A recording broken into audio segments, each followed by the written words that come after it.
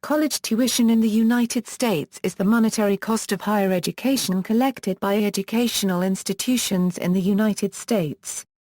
Tuition increases in the U.S. have caused chronic controversy since shortly after World War II. It was during a time when the workforce was slow from the aftermath of war and higher education was blooming in order to pursue more knowledge in hopes of finding a successful, stable career. Many families went into debt in order to pay for their children to attend college. Except for its military academies, the U.S. federal government does not directly support higher education. Instead it offers loans and grants, dating back to the Morrill Act during the U.S. Civil War and the GI Bill programs implemented after World War II. Overview of tuition rates in the U.S. The United States has one of the most expensive higher education systems in the world. Public colleges have no control over one major revenue source, the state. Indiana, 2012-13, the average cost of annual tuition in the United States ranged from $3,131 for public two-year institutions to $29,056 for private four-year institutions.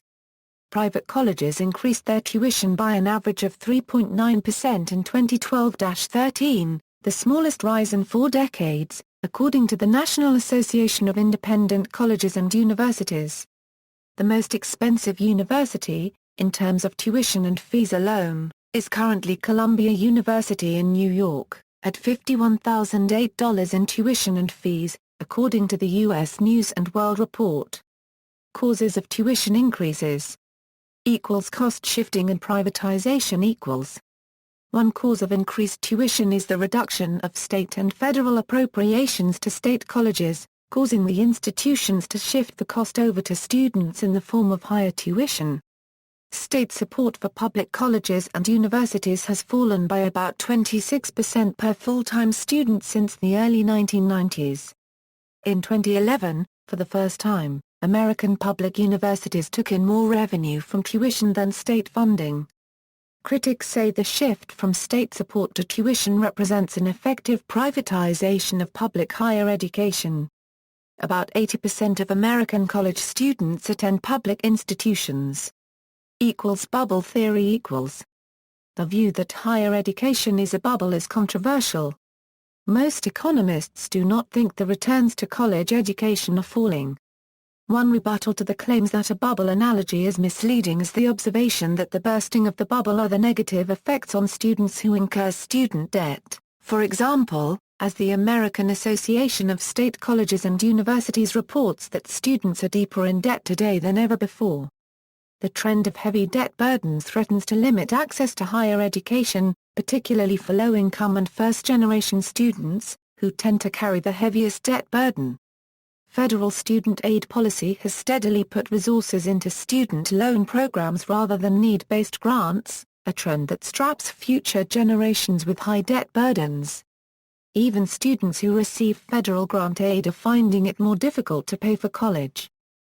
Student loan equals. Another proposed cause of increased tuition is U.S. Congress' occasional raising of the loan limits of student loans, in which the increased availability of students to take out deeper loans sends a message to colleges and universities that students can afford more, and then, in response, institutions of higher education raise tuition to match, leaving the student back where he began, but deeper in debt. Therefore, if the students are able to afford a much higher amount than the free market would otherwise support for students without the ability to take out a loan, then the tuition is bid up to the new, higher, level that the student can now afford with loan subsidies. One rebuttal to that theory is the fact that even in years when loan limits have not risen, tuition has still continued to climb.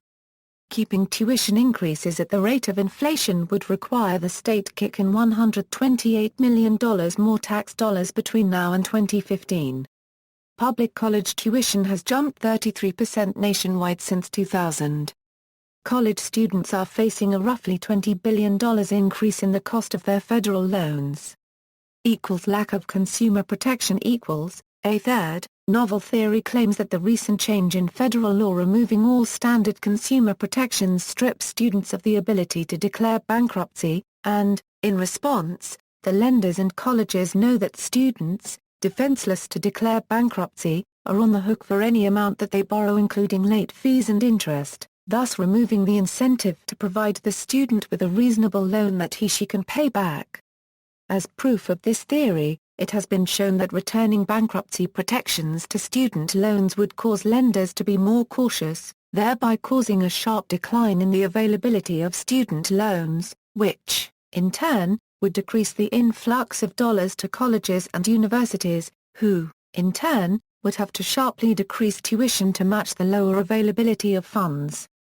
Under this theory, if student loans did not have the ability to file for bankruptcy, it would be more profitable for the lender if the student defaulted, and thus there is no free market pressure type motive for the lender or the college to help the student avoid default. This is especially true because the government, if it is the lender or guarantor of the loan, has the ability to garnish the borrower's wages, tax return, and Social Security disability income without a court order. Some have called the federal government predatory for making loans which will have such a high default rate, since the default rate for student loans is projected to reach 46.3% of all federal dollars disbursed to students at for-profit colleges in 2008. Additional factors Other factors that have been implicated in increased tuition include the following. Colleges and universities have accumulated multi-billion-dollar endowments, especially at elite universities. Harvard University announced its endowment was worth $32 billion, and Yale reported an endowment of $19.4 billion on returns that were tax-exempt. In 2011, California's two public university systems had more than $7 billion in endowment funds but raised tuition fees by 21% combined. These figures raise related concerns about institutional gap meaning that universities may not be managing their endowments appropriately and that other universities try to compete with elite institutions, thus charging higher tuition fees in the competition to retain high faculty and status ranking. The practice of tuition discounting, in which a college awards financial aid from its own funds. This assistance to low-income students means that paying students have to make up for the difference, increased tuition. According to Inside Higher Ed, a 2011 report from the National Association of College and University Business Officers explains more about the practice of tuition discounting. The article notes that while the total amount spent on institutional aid for freshmen rose, the average amount that institutions spend per student actually dropped slightly, and gives, as one possible reason for this drop, that between 2008 and 2011 colleges and universities had to lower the amount they gave to each student to help cover a larger number of students. According to Mark Kantrovitz, a recognized expert in this area, the most significant contributor to tuition increases at public and private colleges is the cost of instruction. It accounts for a quarter of the tuition increase at public colleges and a third of the increase at private colleges. Kantrovitz's study also found that complying with the increasing number of regulations in particular, with the reporting requirements adds to college costs, thus contributing to a rise in tuition to pay for these additional costs. Since deregulation, the average cost of tuition and fees at the state unregistered trademark public universities has increased by 90%, according to the Texas Higher Education Coordinating Board. Of the 181 members of the state unregistered trademark 83rd legislature, more than 50 have voted at least once to advance efforts to end tuition deregulation, while fewer than 20 have consistently voted to uphold it. Many have never voted on the issue, and more than 40 members are freshmen. This rise, however, is not entirely negative. Tuition increases help universities make up for that in their budgets. Recommendations Based on the available data, recommendations to address rising tuition have been advanced by experts and consumer and students' rights advocates, because schools are assured of receiving their fees no matter what happens to their students. They have felt free to raise their fees to very high levels, to accept students of inadequate academic ability, and to produce too many graduates in some fields of study. Therefore, schools should be penalized when their students default on their student loans. Tax the endowment income of universities and link the endowment tax to tuition rates. Colleges and universities should look for ways to reduce costs of instructor and administrator expenditures. State and federal governments should increase appropriations, grants, and contracts to colleges and universities. Federal, state, and local governments should reduce the regulatory burden on colleges and universities. The federal government should enact partial or total loan forgiveness for students who have taken out student loans. Federal lawmakers should return standard consumer protections to student loans which were removed by the passage of the Bankruptcy Reform Act of 1994, which amended the FFELP. Lawmakers should reduce federal aid, cut lender subsidies, decrease student reliance on loans to pay for college, and otherwise reduce the loan limits to limit the amount a student may borrow.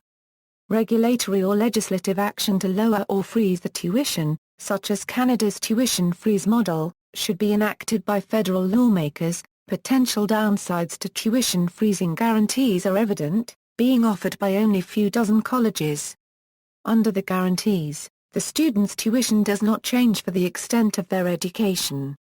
Each year's freshmen pay a higher rate, which is then guaranteed through their years in college. About 1 in 3 college students transfers to another school at some point. If tuition freezes become the default model for colleges, students would feel less able to change schools because they would be entering at a new, probably higher tuition.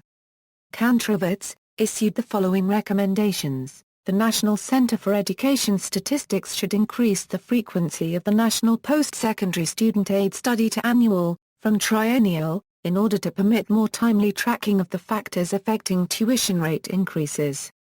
Likewise, NCES should take steps to improve the efficiency of the data collection and publication for the digest of education statistics, so that all tables will include more recent data. The most recent data listed in some tables is 5 years old. The U.S. Department of Education should study the relationship between increases in average EFC figures and average tuition rates.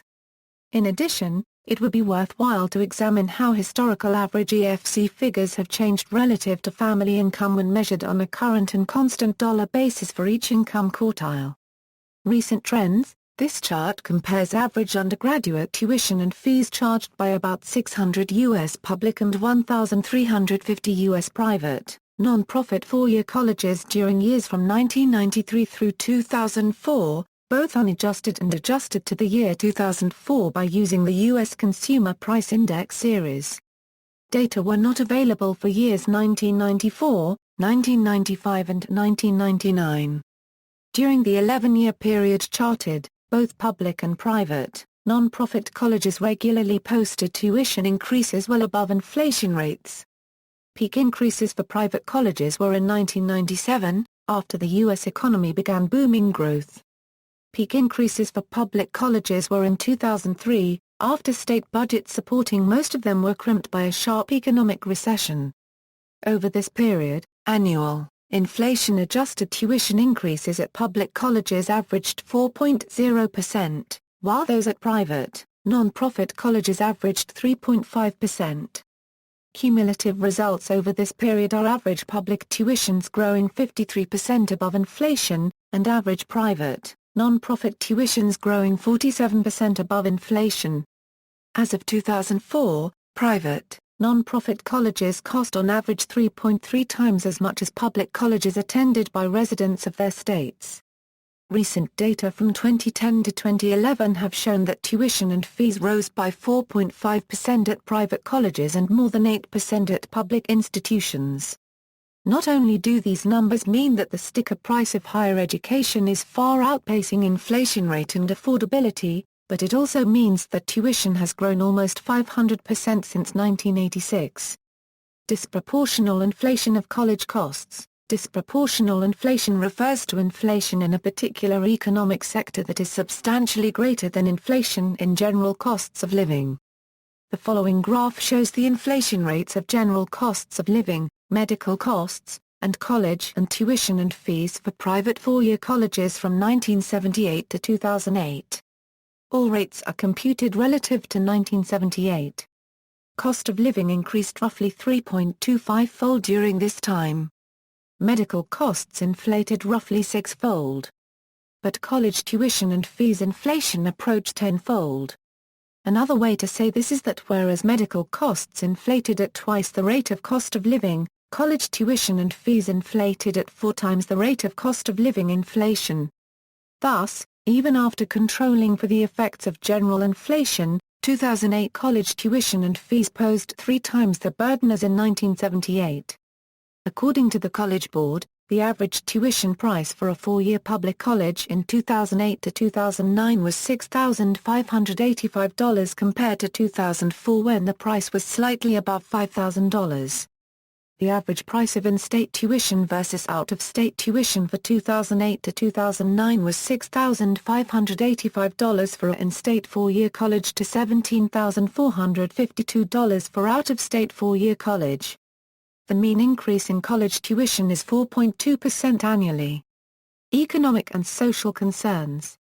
Economic concerns long-term price trends make higher education an especially inflationary sector of the U.S. economy, with tuition increases in recent years sometimes outpacing even explosive healthcare sectors.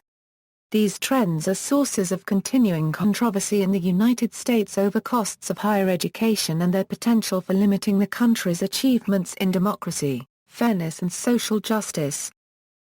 Social concerns Besides economic effects of rapidly increasing debt burdens placed on students, there are social ramifications to higher student debt. Several studies demonstrate that students from lower-income families are more likely to drop out of college to avoid debt. Studies indicate that more than 75% of college students report stress, including stress involving tuition challenges. Recent reports also indicate an increase in suicides directly attributable to the stress related to distressed and defaulted student loans. The adverse mental health impacts on the student population due to economic-induced stress are becoming a social concern. Students generally have higher stress levels on their financial burdens such as student loans, and foreseeable employment in the job market. Student loan debt. A closely related issue is the increase in student borrowing to finance college education and the resulting student loan debt. In the 1980s, federal student loans became the centerpiece of student aid received. From 2006-2012, federal student loans more than doubled and outstanding student loan debt grew to $807 billion. One of the consequences of increased student borrowing is an increase in the number of defaults. During this same time period, 2-year default rates increased from 5.2% in 2006 to 9.1% in 2012 and more than doubled the historic low of 4.5% set in 2003. Since data collection began in 1987, the highest 2-year default rate recorded was 22.4% in 1990.